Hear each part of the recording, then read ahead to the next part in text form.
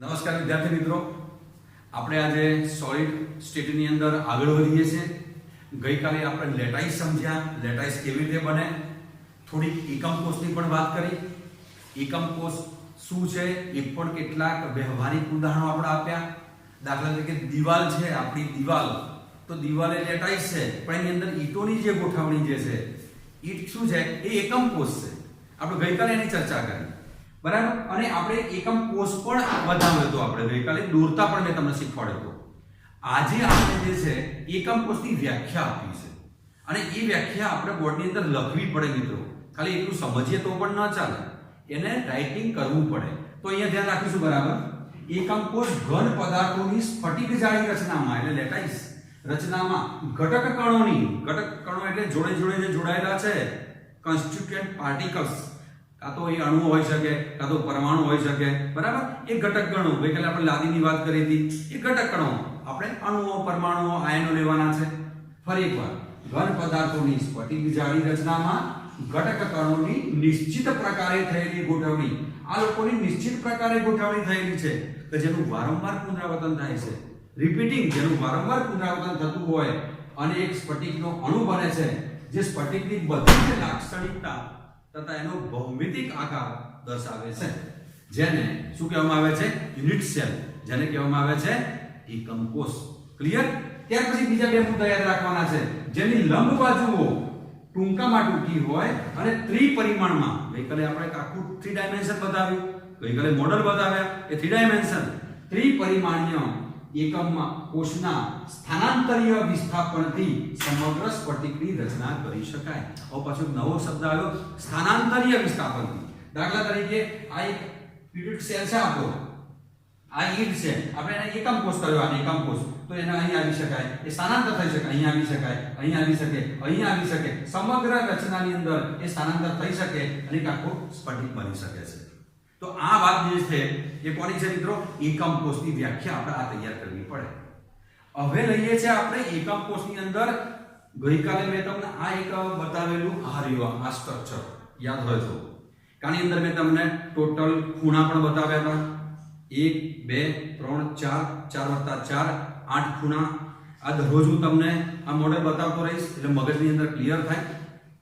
એની તમારે એ જ ધારો પણ બતાવી હતી, 1 2 3 4 ઉપર 4 નીચે 8, 1 2 3 4 12 ધારો થઈ ગઈ, બરાબર છે. એની બાજુઓ 1 2 3 4 5 અને 6, એક તમારી સામે, એક મારી સામે, આજુબાજુ ઉપર નીચે, ટોટલ એની 6 બાજુઓ થઈ ગઈ.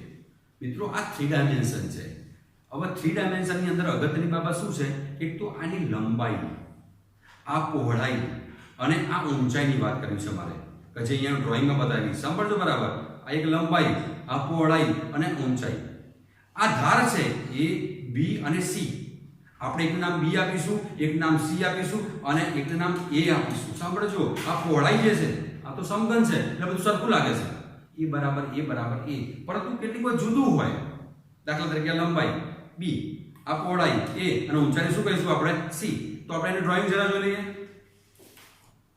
આ ડ્રોઈંગ બરાબર જરા સમજીએ કે દાખલા તરીકે આપણે રદ કરી દઈએ છીએ જરા, એટલે જગ્યા મળે આપણને. હવે આ ડ્રોઈંગ જે છે એ બરાબર ધ્યાનમાં રાખીશું. હમણાં જે તમને બતાવ્યો સોલિડ આખો એક મોડેલ બતાવ્યું, એમાં તમારે દેખાય આ 1, આ 2 અને 3, એ 3 ડાયમેન્શન છે. એનું હું અલગ રીતે પણ બનાવી શકું. એ ગાડી આ રીતમાં આ સાંભળજો, 1 આ 2 આ 1 આ 2 અને એક આ ત્રીજું. એની 3 અક્ષીસો છે, x અક્ષ, y અક્ષ અને z અક્ષ. કેટલી અક્ષીસો છે? 3. x અક્ષ, y અક્ષ અને z. આ પહેલું જે છે આપણે પહોળાઈ, આ જે લંબાઈ બતાવી, તો લંબાઈને આપણે b કહી. સાંભળજો, આ b, બે ડ્રોઈંગ છે, આ b બતાવ્યું. આ ઊંચાઈ છે એને c કહ્યું, આ b અને c. અને આ જે પહોળાઈ બતાવી આ a. ક્લિયર? લંબાઈ, પહોળાઈ અને ઊંચાઈ, આ 3 મગજમાં આપણે હોવા જોઈએ. આનું નામ આપ્યું મેં લંબાઈ, આનું નામ આપ્યું મેં પહોળાઈ અને આનું નામ આપ્યું મેં ઊંચાઈ. આ જ ડ્રોઈંગ છે અહીંયા લખ્યું. હવે આની વચ્ચે કોણ બનવાનો? ચોક્કસ કોણ હશે. આ ખૂણો છે, આ ખૂણો તો આ બી અને સી જે છે, બી અને સી વચ્ચે જે કોણ આવ્યો એને આપણે નામ આપીએ છીએ આલ્ફા. અહીંયા લખું છું મેં, બી અને સી વચ્ચે જે કોણ આવ્યો એને આલ્ફા કહીએ છીએ મિત્રો. આ ધ્યાનમાં રાખવાનું. ત્યાર પછી આવ્યો એ અને સી વચ્ચે આવ્યો, એ અને સી વચ્ચે જે આ કોણ બન્યો એને હું બીજા રંગથી બતાવું છું કે એ અને સી વચ્ચે જે બને છે આ રહ્યો એ અને સી વચ્ચે, તો મેં લખ્યું એ અને સી વચ્ચે જે બને છે આ બીટા. ધ્યાનમાં રાખજો. ફરી એકવાર બી અને સી આલ્ફા એ બી સી એવું પણ યાદ રાખી શકાય, આલ્ફા બી સી એ બી સી. ચલો આની અંદર એ બી સી બીટા વચ્ચે આવી ગયો, એ બી અને સી એ પણ યાદ રાખી શકાય આપણને. અને ત્રીજો જે કોણ છે કે એ અને બી વચ્ચે જે બને છે એને આપણે કહીએ છીએ ગેમા. આ ગેમા આ થઈ ગયો, આ ગેમા આપણે આ ગેમા થઈ ગયો. નામ લખું છું, કેટલાક વિદ્યાર્થીઓ સંજ્ઞા ખ્યાલ ના હોય તો આ ગેમા. આને કહેવાય આલ્ફા, આને કહેવાય આલ્ફા અને આને કહેવાય આ બીટા. ત્રણ ધારો થઈ. એઝ અંગ્રેજીમાં એને, ગુજરાતીમાં એને કહે છે ધાર, અને ઈ ડી જી ઈ આ ત્રણ ધારો થઈ. પહેલી આ લંબાઈ વાળી ધાર, આ પહોળાઈ અને આ સી. તમે રૂમની અંદર જોશો, તમે જ્યાં બેઠા છો રૂમની અંદર ત્યાં કોર્નર પકડો, એ ઊંચાઈ આવે, આ એક પહોળાઈ આવે અને એક લંબાઈ. આ થઈ ગયો 3 ડાયમેન્શન. કોઈ પણ ઘન હોય એની અંદર ટોટલ 6 પ્રાચલો હોય. 6 પ્રાચલ, પ્રાચલ એટલે પેરામીટર્સ. એમાં 3 આપણે આ ધારો લીધી અને 3 ખૂણા લીધા. 3 ધારોમાં એકનું નામ આપણે એ આપ્યું, એકનું નામ બી આપ્યું, એકનું નામ સી આપ્યું. 3 કોણ, એકનું નામ આલ્ફા આપ્યું, એકનું નામ બીટા આપ્યું અને એકનું નામ શું આપ્યું મિત્રો? ગેમા આપ્યું. 3 ખૂણા છે અને 3 આપણે ધારો લીધી, બાજુઓ લીધા, 3 ધારો લીધી છે. તો ટોટલ પેરામીટર્સ ગણના કેટલા થાય? 6 પેરામીટર્સનો આપણે અભ્યાસ કરવાનો છે. બરાબર? તો આ જ વસ્તુ મેં અહીંયા દર્શાવી છે. આ બધા મુદ્દા પણ અહીંયા લખી દીધા છે. 3 ખૂણાઓ છે અને 3 ધાર છે. એકમ કોષ એવું નથી કે સમઘન જ હોય, એ કદાચ લંબચોરસ પણ હોઈ શકે, ચતુર્ભુજ પણ હોઈ શકે. જુદા જુદા આપણે એના સ્ફટિકોનો અભ્યાસ કરવાનો છે. એ પહેલા ગઈકાલે આપણે જે વાત કરી હતી આ જરા ક્લિયર કરી દેજો અને સ્ક્રીનશોટ કરી દેજો. આને હું ઇરેઝ કરી દઈશ. હવે ગઈકાલે જે વાત કરી હતી 2 ડાયમેન્શનની વાત કરી હતી. આ તો 3 ડાયમેન્શન છે બધું. આ બધું 3 ડાયમેન્શન છે. હજી એક વખત મોડલ દ્વારા બતાવી દઉં આપને. હજી એક વખત મોડલ દ્વારા જોઈ લેશો તમે. આ રહ્યો જે મેં દોર્યો, આ રહ્યો ઘન છે. આ દેખાય છે, મેં લંબાઈ લખી, લંબાઈ b દેખાય છે બધાને. ત્યાર પછી મેં આ ઊંચાઈ લખી, આ ઊંચાઈ. આ લખી મેં પહોળાઈ, જેને આપણે એ કહીએ છીએ, આ a. બરાબર? ચલો આ a અને c વચ્ચે બીટા કોણ આવ્યો? તો a અને c. આ રહ્યો, આ a અને c વચ્ચે કયો આવ્યો? આ બીટા આવ્યો. બરાબર? બધું જ લખેલું છે. આ લંબાઈ છે, લંબાઈ b અને c, અને b અને c વચ્ચે કયો આવ્યો? આલ્ફા. તો b અને c વચ્ચે કયો આવ્યો? આલ્ફા. બરાબર છે? તો દરેક 3 ખૂણા છે અને 3 એની ધારો લીધી. આ ઘન થઈ ગયો. આમાં પણ બાજુઓ જોઈ શકાય. બાજુઓ કેટલી? 1 2 3 4 5 6. જ્યારે જ્યારે બાજુ પૂછે ત્યારે 6 બાજુઓ. જ્યારે જ્યારે ખૂણા પૂછે 1 2 3 4 5 6 8 ખૂણા. પણ આની વાત કરીએ તો આની અંદર જે આ 3 ડાયમેન્શન છે એમાં તમારે અહીંયા આ 1 આ 2 અને ત્રીજું મેં આ 3 ડાયમેન્શન લીધું. ક્લિયર? હવે આગળ વધીએ. ગઈકાલે મેં જે વાત કરી હતી એમાં 2 ડાયમેન્શનની વાત કરી હતી. મેં 2 ડાયમેન્શન એક મોડેલ લીધું જોઈએ ગાડી. આ 2 ડાયમેન્શન, આ 2 ડાયમેન્શન છે. આ એમને ડ્રોઈંગ બતાવેલું છે. 2 ડ્રોઈંગ બતાવેલા છે, એક લંબચોરસ છે અને એક ચોરસ છે. બુકની અંદર પણ પેજ નંબર 7 થી આગળ વધજો તો આ બધા જ તમને ડ્રોઈંગ મળી જશે. આ મારે ડ્રોઈંગ બનાવવું છે આ પ્રમાણે. તો આ જે બતાવ્યું છે થોડુંક નાનું લાગે છે, એને જરા મોટું કરી દઈએ આપણે. તો પહેલું બનાવીએ છે ચોરસ. બરાબર? પહેલા બનાવીએ છે ચોરસ, બનાવીએ પછી લંબચોરસ બનાવી દઈએ. તો પહેલા બનાવી દઈએ છે આપણે, આપણી પાસે પડ્યું છે આ ચોરસ. આ પહેલું કેવી રીતે બન્યું એ બરાબર જરા સમજીએ આપણે. તો પહેલું ધ્યાન રાખજો, આ બધાના કોન્સ્ટિટ્યુન્ટ પાર્ટિકલ છે. આ એક મોટા બતાવું છું, 2 આ 3 આ 4. આ પ્રમાણે અણુ પરમાણુ કે આયન હોઈ શકે. આ પ્રમાણે નિશ્ચિત ગોઠવાયેલા છે, આ ગોઠવાયેલા છે, આ ગોઠવાયેલા. બરાબર? આ પ્રમાણે ગોઠવણી છે. હવે કોઈ પણ આ એક અણુ એથી લઉં અને એની દિશા બતાવું. એક આ રહ્યા, એક x અક્ષ, એક y અક્ષ. જોઈ શકો છો તમે. કોણ કેટલો થશે આનો? 90 ડિગ્રી થશે. કેટલો થશે? આ 90 ડિગ્રી. તો 90 ડિગ્રીનો કોણ છે. આ જે કોણ છે મિત્રો એ 90 ડિગ્રી છે. પરંતુ આ કેવું છે? ફક્ત 2 ડાયમેન્શન જ છે. a અને b છે આની અંદર. આના પહેલા સમજ્યા 3 ડાયમેન્શન હતું. આ થોડું લેટેસ્ટમાં આપણે બાકી રહી ગયું બુકની અંદર જે આપણને એક્ઝામ્પલ આપેલા છે, જે ફિગર આપી છે, બરાબર ધ્યાનમાં લઈ લેજો. તો હવે આમાં શું ફરક a અને b, અને બીજું લંબચોરસ લો તો ચોરસ અને લંબચોરસ વચ્ચે કેટલો ફરક પડશે જરા જોઈ લઈએ આપણે. આ મેં ચોરસની વાત કરી, આ ચોરસ છે, આ ચોરસ. પછી બીજું લંબચોરસ બનાવીએ આપણે 1 2 આ પ્રમાણે આપણે એની ગોઠવણી કરી દઈએ, ચોક્કસ નિયમિત ગોઠવણી કરી છે. હવે આપણે એને લંબચોરસ રચના બનાવી હોય તો દાખલા તરીકે મેં એક અક્ષ આ લીધી, અહીંયા દેખાય છે બધાને, એ રેડ અક્ષર લઈએ આપણે ને આ પ્રમાણે. એટલે મેં એક અક્ષ આ બતાવી, એક અક્ષ આ બતાવી, જોજો આ આટલી બતાવી. શું ફેર લાગ્યો બંનેમાં? આમાં e અને b બંને સમાન હતા, a b, તો આ પહેલું તો a બરાબર b, a અને b સરખા છે, બાજુ સરખી છે. અને બીજું વિશેષતા શું છે? એનો એંગલ છે. એંગલ કેટલો છે? 90 ડિગ્રી છે. આ એની વિશેષતા પહેલા ચોરસની. તો લંબચોરસમાં શું ફરક પડ્યો? 90 ડિગ્રી તો છે જ, આ 90 તો છે જ. તો પછી આપણે એનું મોડલ જરા જોઈ લઈએ. આ 90 ડિગ્રી વાળો લીધો, બરાબર? તો આ 90 છે જ, આ b છે, આ a છે, આ 90 છે. તો એનો મતલબ b ની લંબાઈ વધારે છે. તમે જોઈ શકો છો આ b. તો અહીંયાથી માત્ર લખી શકાય a is not equal to b. થઈ ગયું આ એક ચોરસ, એક લંબચોરસ. ત્યાર પછી બીજો સૌથી અગત્યનો આવે છે ષટકોણીય. અને ષટકોણીય માટે મિત્રો જરા રચના રહે છે એ થોડી જુદી પ્રકારની આવે છે, એ જરા સમજીએ આપણે. ષટકોણીય જરા જોઈ લઈએ. આ ચેક કરીને આને જરા સ્ક્રીનશોટ કરી દેજો. ત્યાર પછી આપણે બનાવીએ છે ષટકોણીય. એને કહેવાય છે અંગ્રેજીમાં હેક્સાગોનલ. હેક્સા એટલે 6, કે જેની 6 બાજુઓ હશે, બરાબર? તો હવે પહેલા ગોઠવણી કેવી રીતે થાય છે જરા જોજો. 1 2 આ પ્રમાણે પહેલા એના અણુ પરમાણુ કે આયનો અથવા એના ઘટક કણો કહીએ છે. આ બે વચ્ચે એક મૂકું છું. જોજો પહેલા શું કર્યું તો આપણે એકના નીચે એક મૂકતા હતા. હવે અહીંયા એક ને અહીંયા મૂક્યું. આ જો એકના વચ્ચે બે વચ્ચે એક મૂક્યું. આ બહુ ધ્યાનમાં રાખવાનું છે. આ બે હવે શું કરીશું? ઉપર વાળાના નીચે આ નીચે મૂકીશું. આ એક અહીંયા મૂકીશું, આ એક અહીંયા મૂકીશું, એને નીચે. એટલે પહેલી ત્રીજી લાઈન સરખી થઈ. પહેલી અને ત્રીજી લાઈન સરખી. આ પહેલી ત્રીજી. હવે પાછું આ ચોથી લાઈન લઈશું, આના બીજા જેવી આવશે. આ પહેલી લાઈન છે, આ બીજી છે, ત્રીજી છે, આ ચોથી. હવે આ 2 અને 4 સરખા થશે. 2 અને આ 4, 2 અને આ 2 લઈએ આપણે, આ 2 અને આ 4. તમે જોઈ શકો છો 2 અને આ 4, 2 અને આ 4, 2 અને 4 સરખા થઈ ગયા. હવે મારે હેક્સાગોનલ બનાવવું છે. પેલામાં આપણે શું બન્યું? ચોરસ બન્યો, લંબચોરસ બન્યો. હવે આપણે બનાવીએ છે હેક્સાગોનલ, બરાબર? ચેક કરીએ આપણે.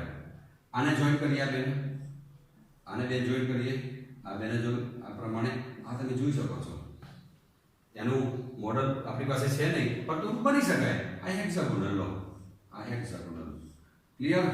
આ હેક્સાગોનલ. આ જે છે એ હેક્સાગોનલ બન્યો. હવે હેક્સાગોનલની અંદર આ a છે, આ a છે, આ સમાન છે, બરાબર છે? આ એની બાજુઓ છે. a b, b પણ કહી શકાય, a b. અને આ કોણ જે છે 90 કરતા વધારે છે, 120 ડિગ્રી પણ છે. પણ જ્યારે 3 ડાયમેન્શનમાં મોડેલ સમજીશું એના પ્રકારમાં, એ વખતે આપણે બધા ડિટેલમાં જોઈશું. આ મોડેલ જાતે પણ બનાવી શકાય. આ પ્રમાણે ઊભું લઈને એને આ પ્રમાણે કટ કરી દેશો તો આ મોડેલ તૈયાર થઈ જશે. હવે અગત્યની બાબત જે છે એ બીજા બે આવે છે, એના મોડેલ તમારે બતાવો. આ તમે આકાર જોઈ શકો છો. આ લંબચોરસ છે અને આ સમાંતર બાજુ ચતુષ્કોણ અથવા સમભુજ પણ છે. આપણે બંનેની ચર્ચા કરવી છે. આમાં શું ફરક છે? આમાં એંગલ 90 ડિગ્રી છે, આમાં એંગલ 90 ડિગ્રી નથી. અહીંયા લેસ ધેન 90 ડિગ્રી છે, અહીંયા 90 ડિગ્રીથી વધારે છે. જોઈ શકો છો તમે, બરાબર છે? તો આ જે મોડેલ જરા સમજવું છે આપણે. તો મેં અહીંયા દોરેલા છે 1 2 3 આ ઘટક કણો બતાવે. ઘટક કણો બતાવ્યા પછી આ એક અક્ષ બતાવું, એક અક્ષ બતાવું છું. જો a અને b બંને સમાન છે. કેવા છે? તો a બરાબર b, પણ 90 ડિગ્રી નથી આવ્યા. આ 90 ડિગ્રી નથી માટે એને લખ્યું છે angle is not equal to 90 degree. આ સમાંતર જે છે, સમાંતર બાજુ ચતુષ્કોણ કહી શકાય, સમાંતર જે છે, બરાબર? હવે આ જે સમચતુર્ભુજ, હવે એની અંદર કોણ કેટલો છે? 60. આ બંને લાગે સરખા. આ a અને b સમાન છે. a બરાબર b છે, 90 ડિગ્રી નથી, પણ કોણ ફિક્સ છે કેટલો છે? 60 ડિગ્રી. તો આ પ્રમાણે 2 ડાયમેન્શનમાં પણ ઘણા પ્રકારના સ્ફટિકો આપણે બનાવી શકીએ છીએ. હવે એનાથી આગળ વધતા પહેલા આગળ વધીએ છીએ આપણે. એ પહેલા આટલું ડ્રોઈંગ કરો એટલે આના પછી આપણે એકમ કોષના પ્રકાર લઈએ છીએ. હવે આપણે એકમ કોષની વાત કરીએ તો એકમ કોષ જે છે એના મુખ્ય બે પ્રકાર છે. એકમ કોષના મુખ્ય બે પ્રકાર છે. એકનું નામ છે આદિમ એકમ કોષ, જેને ઇંગ્લિશમાં કહે છે પ્રિમિટિવ, સાદો ઘન પ્રિમિટિવ, એનું નામ છે આદિમ, ઇંગ્લિશમાં શબ્દ છે ને પ્રિમિટિવ ઘન કહેવામાં આવે છે. જ્યારે બીજું જે છે કેન્દ્રિત એકમ કોષો, કેન્દ્રિત એટલે સેન્ટર્ડ. તો બે પ્રકાર બરાબર ધ્યાનમાં રાખીશું, એક આદિમ કોષ અને બીજો કેન્દ્રિત કોષ, કેન્દ્રિત એકમ કોષ. હવે આપણે આની વાત કરીએ આદિમ કોષની વ્યાખ્યા કેવી રીતે આપી શકાય. તો આદિમ કોષ એક એવો કોષ છે કે જેમાં આ એક ઘન લીધો ક્યુબિક, જેમાં ઘટક કણો માત્ર ખૂણા પર જ ગોઠવાયેલા છે, 4 ઉપર ને 4 નીચે, બીજી કોઈ જગ્યાએ વચ્ચે નથી ગોઠવાયેલા, બાજુમાં નથી ગોઠવાયેલા, કોઈ જગ્યાએ ગોઠવાયેલા જોવા મળતા નથી. ફરી એકવાર આદિમની અંદર ઘટક કણો એટલે કે અણુ, પરમાણુ કે આયન માત્ર ને માત્ર ખૂણા પર જ ગોઠવાયેલા હોય એને આદિમ એકમ કોષ કહે છે. જ્યારે ઘટક કણો માત્ર એકમ કોષના ખૂણાના સ્થાન પર જ હોય તો તેને કહેવામાં આવે છે પ્રિમિટિવ. તો પહેલું અહીંયા ડ્રોઈંગ નથી કરતો, ક્લિયર થઈ ગયું. આ જે છે એ બુકની અંદર ડ્રોઈંગ આપેલું છે, પેજ નંબર આપણે લગભગ 7 થી 9 ની અંદર તમે ચેક કરી લેજો, આ બધા ડ્રોઈંગ આપેલા છે. તો અમે તમારા મોડેલ દ્વારા સમજાવ્યું. આ જે છે પ્રિમિટિવ ઘન. ત્યાર પછી બીજો જે આવે છે એ કેન્દ્રિત એકમ કોષ છે મિત્રો. કેન્દ્રિત એકમ કોષના 3 પ્રકાર છે. સાંભળજો, કેન્દ્રિત એકમ કોષના કેટલા પ્રકાર છે? 3. પહેલા કેન્દ્રિત એકમ કોષની વ્યાખ્યા આપી દઈએ કે ભાઈ કેન્દ્રિત એકમ કોષની અંદર 4 ખૂણા તો ખરા જ. આ 1 2 3 4 4 + 4 8 ખૂણા તો ખરા, પણ ક્યાંક વચ્ચે પણ હોઈ શકે, બાજુમાં પણ ઘટક કણો હોઈ શકે, એને કહેવાય કેન્દ્રિત. એટલે વચ્ચે કોઈ જગ્યાએ જેટલા ઘટક કણો હોય એના શબ્દ વપરાય છે કેન્દ્રિત. એના 3 પ્રકાર છે પાછા કેન્દ્રિતના. ફરી એકવાર, જ્યારે એકમ કોષ એક કે વધુ ઘટક કણો ખૂણા કે ઉપર, ખૂણાઓ ઉપર તથા અન્ય સ્થાનો ઉપર ધરાવતા હોય, અન્ય સ્થાનો બતાવીશું, બાજુમાં ગોઠવાયેલા હશે, સેન્ટરમાં ગોઠવાયેલા હશે હોય તો તેને કેન્દ્રિત એકમ કોષ કહે છે. એના 3 પ્રકાર મિત્રો ધ્યાનમાં રાખીશું. પહેલું અંતઃકેન્દ્રિત, શબ્દ બરાબર ધ્યાનમાં રાખજો. અંતઃકેન્દ્રિત નામ જરા પહેલા સમજી લઈએ. અંતઃકેન્દ્રિત એટલે બોડીની અંદર, આ એક મોડેલ તૈયાર છે. અંતઃકેન્દ્રિત એટલે બોડી સેન્ટર્ડ. જો 1 2 3 4 + 4 ખૂણા ઉપર તો હોય જ, પણ એક મધ્યમાં રહેલો છે એટલે બોડીની સેન્ટર, સેન્ટર એટલે મધ્યમાં. અંતઃ આપણા અંદર, એટલે બોડીની અંદર. તો પહેલો જે છે અંતઃકેન્દ્રિત એકમ કોષ, અને તમારા શોર્ટમાં નામ રાખીશું body centre cubic unit cell, BCC યાદ કહીશું આપણે. અને શું કહીશું મિત્રો? બીસીસી. ફરી એકવાર, 4 ઉપર 4 નીચે એ તો હોય જ, 8 તો દરેક જગ્યાએ હોય, અને સેન્ટરમાં એક હશે. આને કહેવાય બીસીસી, અંતઃકેન્દ્રિત. ક્લિયર? તો પહેલું પહેલા આપણે આદિમ કોષની વાત કરી. આના 3 પ્રકાર. પહેલો કયો આપણે? અંતઃકેન્દ્રિત. બીજો જે છે એ કહે છે ફેસ સેન્ટર્ડ. ફેસ સેન્ટર્ડ એટલે એની બાજુની વાત કરીએ આપણે. આ કોઈ પણ ઘન હોય એની બાજુ કેટલી? 6 બાજુઓ છે. આ 1, આ 2, આ 3, આ 4, આ 5 અને 6 બાજુઓ છે. તો પહેલી તે વસ્તુ એ આ જો આ વચ્ચેના ના ગણતા. આ 1 2 3 આ 4 આ મોટો બતાવ્યો છે, વચ્ચે તો નાના એકમ કોષ હશે. 1 2 3 4 એ પ્રમાણે 4 નીચે. 8 તો હંમેશા કોર્નર ઉપર હોય જ દરેકમાં, પણ વચ્ચે વિશેષતા શું છે કે ભાઈ આ જો આખી બાજુ લઈએ, એક બાજુ તો વચ્ચે એક આવ્યો, ચલો બીજી બાજુ લો તો વચ્ચે આવ્યો, ત્રીજી બાજુ લો આ વચ્ચે આવ્યો, ચોથી બાજુ લો આ 4 થઈ ગયા, ઉપરની બાજુ લો આ 5મો સેન્ટર ગણવાનો, અને છઠ્ઠો આ રહ્યા. તો કે છે ખૂણા ઉપરાંત, વ્યાખ્યા સમજો, ખૂણા ઉપરાંત અન્ય સ્થાનોમાં આવેલા હોય. આ 4 આવ્યા, 4 નીચે ખૂણા તો છે, અને અન્ય સ્થાનો કયા? બાજુઓ ઉપર આવેલા છે. આ જે બન્યો એને અંગ્રેજીમાં કહે છે ફેસ સેન્ટર્ડ. શબ્દ કહે છે ફલક. ફેસ એટલે ફલક, ફલક એટલે બાજુ. ફલક કેન્દ્રિત એકમ કોષ. ફલકના કેન્દ્રમાં પણ અણુ, પરમાણુ કે આયન એટલે કે ઘટક કણો આવેલા છે. ક્લિયર? આ થઈ ગયો એફસીસી. ચલો પહેલો કયો હતો? બીસીસી. બીજો કયો આવ્યો? એફસીસી. અને ત્રીજો જે છે એનું નામ છે અંતછેડો. શબ્દ ધ્યાનમાં રાખજો. આ જે નામ આપ્યું ને આપણે અહીંયા આનો શબ્દ છે, આવો શબ્દ છે, ધ્યાનમાં રાખજો. આ છે અંતઃ. આ અંતઃ એટલે આની અંદર. જ્યારે આ જે શબ્દ છે આની અંદર અંત, આ બે શબ્દો વચ્ચે બરાબર અંત એટલે એન્ડ. અંત એટલે એન્ડ અને અંતઃ એટલે સેન્ટરમાં, મધ્યમાં. આ બંને વચ્ચે ફરક છે. અંત છેડો એટલે શું? દાખલા તરીકે આ એક ડ્રોઈંગ બતાવું તો ભાઈ એક ઘન છે, તો ઘનની અંદર બે બાજુ લઈએ, ઉપર આ ઉપર નીચેની એક બાજુ લઈએ. એક ઉપર અંદર સેન્ટરમાં હોય, સેન્ટરમાં, અને એક નીચે સેન્ટરમાં હોય. એન્ડ કહેવાય, એન્ડ સેન્ટર. આને કહેવાય અંત છેડો. આપણી પાસે મોડેલ નથી પણ આના પર બનાવી શકીએ. આ રહ્યું, આ તો હોય જ, 4 ઉપર 4 નીચે. હવે જોજો તમે, આ વચ્ચે મૂકી દઉં, એક અહીંયા મૂકું, પછી બીજો અહીંયા મૂકી દઉં, થઈ ગયો અંત છેડો. તો આને કહેવાય એન્ડ સેન્ટર. ફરી 4 ઉપર 4 નીચે, એક આઈડિયો મૂકું સેન્ટરમાં, એક નીચે સેન્ટરમાં મૂકું, તો આને કહેવાય એન્ડ સેન્ટર થઈ ગયા. તો મિત્રો ટોટલ કેટલા થયા? 2 પ્રકાર. એક આદિમ, આ બાજુ કયું લઈશું? કેન્દ્રિત. આદિમમાં 4 ઉપર 4 નીચે. ક્લિયર? એક જ. અંતઃમાં 3 પ્રકાર, એક બોડી સેન્ટર, એક એફસીસી અને એક એન્ડ સેન્ટર. પહેલો બોડી સેન્ટરની અંદર એક મધ્યમાં હોય, એફસીસી ની અંદર 4 ઉપર 4 નીચે તો હોય જ બધામાં, આજુબાજુમાં હોય, અને એન્ડ સેન્ટરમાં 4 ઉપર 4 નીચે અને ઉપર નીચેના એટલે ઉપરનું ટોપ અને નીચેના તળિયાના સેન્ટરમાં એક અણુ પરમાણુ કે આયન. આ થઈ ગયા એકમ કોષના પ્રકાર. બરાબર? મગજમાં ક્લિયર થઈ ગયું?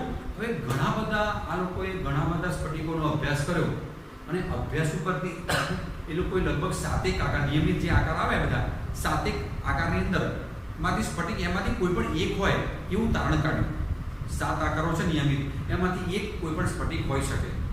ત્યાર પછી ફ્રેન્ચ ગણિત વૈજ્ઞાનિક આવ્યો બ્રેવિસે એમ કહ્યું કે ભાઈ આની અંદર કોઈ તમે વિચલન બદલી નાખો. વિચલન એટલે શક્ય વિચલન. દાખલા તરીકે આ લંબચોરસ લાગે તમને? જોજો આ કોણ કેટલો છે? 90. હું વિચલન કરું, લો થઈ ગયું 45. આ વિચલન કરી નાખું, કદાચ વધારે વિચલન કરું તો કોણ બદલાઈ જાય છે. તો આમ શક્ય વિચલનો કહેવાય.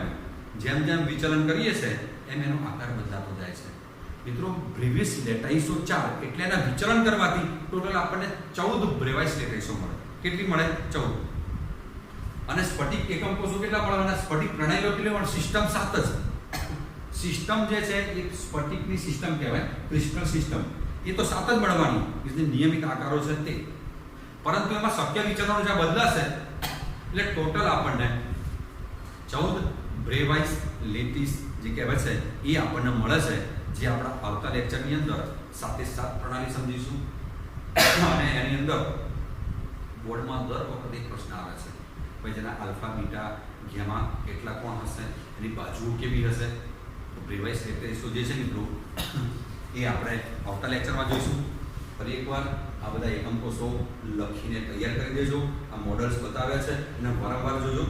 અને ફરી એકવાર યાદ કરાવું, આપણી ચેનલને સબસ્ક્રાઇબ કરવાનું ભૂલતા નહીં, કારણ કે દર વખત તમને કોઈ લિંક નહીં મૂકે.